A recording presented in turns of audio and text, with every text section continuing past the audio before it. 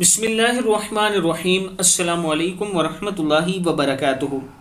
عابد راجہ channel کی طرف سے آج میں اپنے دوستوں کو رسول اللہ صلی اللہ علیہ وآلہ وسلم کا ایک فرمان بتاؤں گا۔ محتاجی اور ذلت سے پناہ مانگنے کی دعا ہے۔ اللہم انی اعوذ بک من الفقر والقلۃ والذلۃ واعوذ بک من ان اظلم او اظلم۔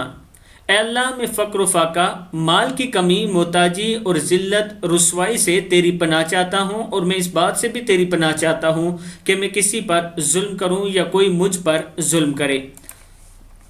کتاب کا حوالہ یہ اوپر موجود ہے، آپ دیکھ سکتے ہیں۔ دعا پھر سن لیں۔ اللہم انی اعوذ بک من الفقر والقلۃ والذلۃ واعوذ بک من ان اظلم او اظلم۔ صدق اللہ العظیم۔ اس دعا کو آپ یاد کر لیں۔ السلام علیکم ورحمۃ اللہ وبرکاتہ۔